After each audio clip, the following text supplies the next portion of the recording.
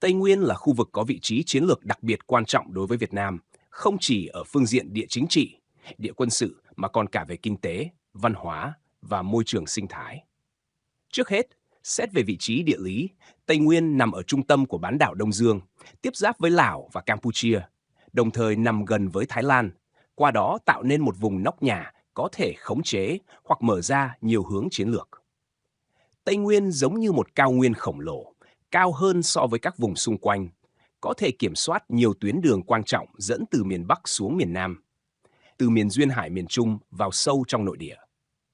Nếu nắm giữ được Tây Nguyên thì có thể kiểm soát thế trận toàn cục của Việt Nam, vì từ đây có thể tỏa xuống đồng bằng Nam Bộ, ra duyên hải miền Trung hoặc thậm chí vươn ra biên giới Tây Nam. Chính vì thế, trong suốt hai cuộc kháng chiến chống Pháp và chống Mỹ, Tây Nguyên luôn được xem là mặt trận quyết định, là nơi mà cả ta và địch đều dồn sức tranh giành. Thực tế, lịch sử đã chứng minh điều đó. Chiến dịch Tây Nguyên năm 1975 chính là đòn mở màn cho đại thắng mùa xuân. Khi quân ta giải phóng Buôn Ma Thuột thì cục diện chiến tranh thay đổi hoàn toàn. Địch rơi vào thế bị động, phòng tuyến sụp đổ dây chuyền. Từ đó, ta tiến thẳng giải phóng Sài Gòn, thống nhất đất nước. Từ góc nhìn quân sự, Tây Nguyên là xương sống của thế trận phòng thủ quốc gia, là tuyến ngăn chặn quan trọng trước mọi âm mưu xâm lược từ bên ngoài. Địa hình rừng núi hiểm trở, hệ thống đường mòn Hồ Chí Minh chạy qua, cùng với khả năng che chở, nuôi dưỡng lực lượng vũ trang, Tây Nguyên đã và sẽ tiếp tục giữ vai trò lá chắn cho Tổ quốc. Bất kỳ thế lực nào muốn tấn công Việt Nam từ phía Tây đều phải tính đến Tây Nguyên, bởi nơi đây là địa bàn trung chuyển, nơi có thể mở ra hoặc khóa chặt các hành lang chiến lược xuyên Đông Dương. Chính vì vậy, việc giữ vững Tây Nguyên cũng đồng nghĩa với việc bảo vệ sự an toàn cho toàn bộ vùng duyên hải miền Trung và đồng bằng Nam Bộ, đồng thời tạo thế dựa vững chắc cho miền Bắc. Không chỉ về quân sự, Tây Nguyên còn quan trọng về kinh tế.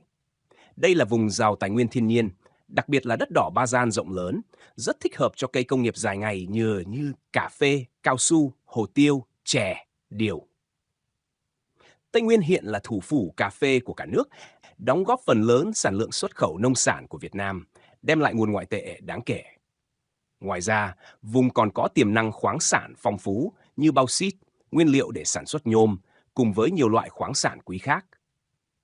Nếu được khai thác hợp lý, Tây Nguyên sẽ trở thành một động lực phát triển quan trọng, vừa phục vụ nhu cầu trong nước, vừa tham gia vào chuỗi cung ứng toàn cầu. Bên cạnh đó, Tây Nguyên là nơi có hệ thống sông suối dày đặc, tiềm năng thủy điện lớn, có thể cung cấp nguồn năng lượng sạch, góp phần bảo đảm an ninh năng lượng quốc gia. Về mặt môi trường, Tây Nguyên được coi là mái nhà Đông Dương, nơi khởi nguồn của nhiều con sông lớn chảy qua Lào, Campuchia, Việt Nam, tạo nên sự gắn kết sinh thái và đời sống của cả khu vực. Hệ sinh thái rừng nguyên sinh phong phú, đa dạng sinh học cao, đóng vai trò quan trọng trong cân bằng khí hậu, điều tiết nguồn nước và bảo vệ đất đai. Nếu mất đi sự bền vững sinh thái của Tây Nguyên, không chỉ Việt Nam mà cả khu vực hạ lưu sông Mekong cũng sẽ chịu hậu quả nặng nề. Về mặt xã hội và văn hóa, Tây Nguyên là nơi sinh sống của nhiều dân tộc thiểu số với bản sắc văn hóa đặc trưng, trong đó nổi bật là không gian văn hóa Cổng Chiêng được UNESCO công nhận là di sản phi vật thể của nhân loại. Sự đa dạng văn hóa ở Tây Nguyên không chỉ góp phần làm phong phú bản sắc dân tộc Việt Nam mà còn là cầu nối giao lưu, đoàn kết, cộng đồng, giữ gìn khối đại đoàn kết toàn dân tộc. Tuy nhiên, đây cũng là vùng tiềm ẩn nhiều yếu tố phức tạp về dân tộc và tôn giáo, nên công tác chính trị, tư tưởng, xây dựng niềm tin, phát triển kinh tế xã hội luôn có ý nghĩa chiến lược trong việc củng cố an ninh quốc gia.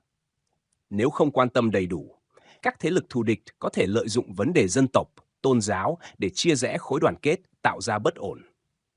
Từ đó, càng khẳng định thêm rằng Tây Nguyên không chỉ là vùng đất giàu tiềm năng mà còn là yết hầu về an ninh chính trị. Trong bối cảnh hội nhập quốc tế và cạnh tranh chiến lược giữa các nước lớn ngày nay, Tây Nguyên càng có giá trị chiến lược đặc biệt. Với vị trí trung tâm bán đảo Đông Dương, vùng có thể trở thành cửa ngõ kết nối Việt Nam với Lào, Campuchia, Thái Lan, tạo nên tam giác phát triển, thúc đẩy giao thương quốc tế. Tuy nhiên, cũng chính vì vị trí ấy mà nhiều thế lực bên ngoài nhòm ngó, tìm cách gây ảnh hưởng, thậm chí can thiệp.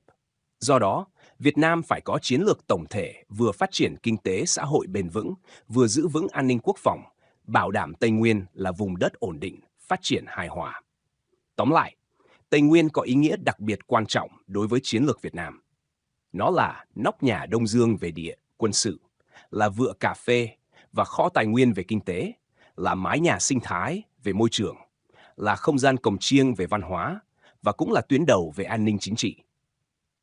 Mất Tây Nguyên tức là mất đi một vùng chiến lược then chốt, ảnh hưởng trực tiếp đến sự tồn vong của quốc gia. Giữ vững và phát triển Tây Nguyên chính là bảo đảm cho sự phát triển bền vững và an toàn lâu dài của đất nước, đồng thời tạo điều kiện để Việt Nam hội nhập sâu rộng hơn. Tây Nguyên có cho Việt Nam không?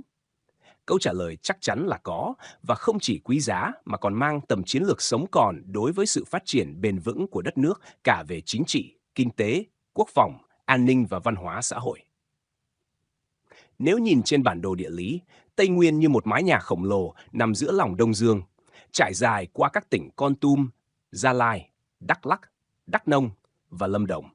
Với địa hình núi non, cao nguyên và rừng già trùng điệp, Tây Nguyên không chỉ là vùng đất sở hữu nguồn tài nguyên thiên nhiên vô cùng phong phú, mà còn là nóc nhà chiến lược kiểm soát cả miền Trung, miền Nam và là cửa ngõ quan trọng để kết nối với Lào, Campuchia, Thái Lan. Chính vì vậy, bất kỳ thế lực nào nếu muốn khống chế Việt Nam đều phải tìm cách nắm giữ Tây Nguyên. Và ngược lại, để bảo vệ và phát triển đất nước, Việt Nam luôn coi Tây Nguyên là vùng đất chiến lược đặc biệt quan trọng, nơi hội tụ các yếu tố sống còn gắn liền với an ninh quốc gia. Tây Nguyên là vùng đất đỏ ba gian rộng lớn, giàu dinh dưỡng bậc nhất thế giới, rất phù hợp cho việc trồng các loại cây công nghiệp dài ngày như cà phê, hồ tiêu, cao su, chè điểu và đặc biệt là cây ca cao. Nhờ vậy, Tây Nguyên đã trở thành thủ phủ cà phê không chỉ của Việt Nam mà còn đứng trong hàng ngũ những trung tâm cà phê lớn của thế giới. Hạt cà phê Buôn Ma Thuột đã vươn ra thị trường quốc tế, trở thành thương hiệu có sức cạnh tranh và góp phần đưa Việt Nam trở thành quốc gia xuất khẩu cà phê lớn thứ hai thế giới. Không chỉ cà phê, hồ tiêu Tây Nguyên cũng đã có mặt khắp nơi, trở thành mặt hàng gia vị quan trọng và có giá trị kinh tế cao. Những sản phẩm nông nghiệp chiến lược này không chỉ đem lại nguồn ngoại tệ lớn, mà còn tạo công ăn việc làm cho hàng triệu lao động,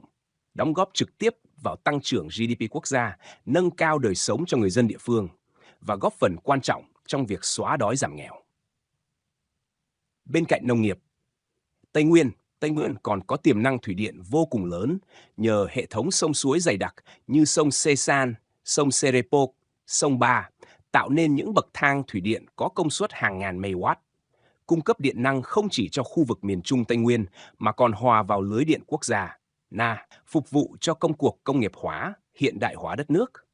Các nhà máy thủy điện Iali, Sê San, Buôn Cuốp, Đồng Nai đã và đang khẳng định vai trò trụ cột trong ngành năng lượng quốc gia. Nguồn năng lượng sạch, tái tạo này vừa giúp giảm phụ thuộc vào nhiên liệu hóa thạch, vừa góp phần đảm bảo an ninh năng lượng quốc gia. Ngoài ra, Tây Nguyên còn là kho tàng khoáng sản quý hiếm, trong đó nổi bật là bauxit, nguyên liệu để sản xuất nhôm, một trong những kim loại chiến lược của thế kỷ Về nước Ý. Trữ lượng bauxit ở Tây Nguyên được đánh giá thuộc loại lớn nhất thế giới, tập trung chủ yếu ở Đắk Nông, Lâm Đồng, Gia Lai. Đây chính là lợi thế quan trọng để Việt Nam phát triển ngành công nghiệp luyện nhôm, cung cấp nguyên liệu cho sản xuất trong nước và xuất khẩu, đồng thời mở ra cơ hội hội nhập sâu rộng vào chuỗi giá trị toàn cầu. Nếu được khai thác, chế biến và quản lý hợp lý, bauxit Tây Nguyên sẽ mang lại giá trị to lớn, góp phần thúc đẩy công nghiệp nặng, tạo động lực tăng trưởng kinh tế lâu dài. Nhưng không chỉ có tài nguyên thiên nhiên, Tây Nguyên còn quý giá ở khía cạnh môi trường và sinh thái. Đây là nơi tập trung những cánh rừng đại ngàn rộng lớn, đóng vai trò lá phổi xanh của cả khu vực miền Trung Nam Bộ, giữ vai trò điều tiết khí hậu,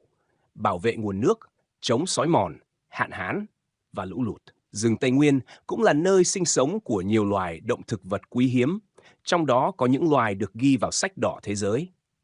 Chính vì vậy, bảo vệ rừng Tây Nguyên không chỉ là nhiệm vụ phát triển bền vững của riêng Việt Nam, mà còn gắn liền với trách nhiệm toàn cầu trong bảo tồn đa dạng sinh học và ứng phó với biến đổi khí hậu. Về văn hóa xã hội, Tây Nguyên là vùng đất của những bản sắc văn hóa độc đáo, nơi cư trú lâu đời của hàng chục dân tộc anh em như Ede, Bana, Gia Rai, Sơ Đăng, Mạ, Ca Ho, với kho tàng văn hóa phong phú, đặc biệt là không gian văn hóa Cổng Chiêng Tây Nguyên, di sản phi vật thể đại diện của nhân loại được UNESCO công nhận. Những lễ hội, sử thi, nhà rông, nhà giải, cùng những tập tục đặc sắc không chỉ làm giàu cho đời sống tinh thần của đồng bào, mà còn góp phần tạo nên sự đa dạng văn hóa Việt Nam, trở thành nguồn tài nguyên du lịch vô giá, hấp dẫn du khách trong và ngoài nước. Du lịch Tây Nguyên với cảnh quan thiên nhiên hùng vĩ, thác nước hùng mạnh, hồ nước thơ mộng, rừng nguyên sinh và văn hóa bản địa độc đáo đang dần khẳng định vị trí trên bản đồ du lịch quốc gia. Đặc biệt, Tây Nguyên còn là vùng đất mang ý nghĩa chiến lược sống còn về quốc phòng, an ninh. Nằm ở vị trí trung tâm của cả nước, tiếp giáp Lào và Campuchia, từ Tây Nguyên có thể kiểm soát toàn bộ miền Trung và miền Nam, đồng thời khống chế các tuyến giao thông huyết mạch ra Biển Đông. Trong lịch sử, các thế lực ngoại xâm đều coi Tây Nguyên là điểm trọng yếu cần chiếm giữ để khống chế cả miền Nam Việt Nam. Thực tiễn chiến tranh giải phóng dân tộc đã chứng minh thắng lợi của chiến dịch Tây Nguyên năm 1975 đã mở ra cánh cửa tiến vào Sài Gòn, tạo bước ngoặt quyết định trong cuộc kháng chiến chống Mỹ. Bởi vậy, giữ vững Tây Nguyên đồng nghĩa với giữ vững yết hầu của đất nước. Ngày nay, trước những âm mưu lợi dụng vấn đề dân tộc tôn giáo để gây rối, chia rẽ khối đại đoàn kết toàn dân, thì việc xây dựng Tây Nguyên ổn định, phát triển toàn diện càng có ý nghĩa chiến lược, góp phần bảo vệ vững chắc độc lập, chủ quyền, toàn vẹn lãnh thổ và an ninh quốc gia. Có thể nói, Tây Nguyên quý giá với Việt Nam, không chỉ vì nguồn tài nguyên dồi dào, không chỉ vì tiềm năng kinh tế to lớn, không chỉ vì giá trị văn hóa đặc sắc, mà còn vì vai trò đặc biệt quan trọng trong chiến lược quốc phòng, an ninh và phát triển bền vững của cả dân tộc. Tây Nguyên chính là nơi hội tụ của sinh kế, của văn hóa, của sức mạnh quốc phòng và là điểm tựa cho cả vùng miền Trung Nam Bộ.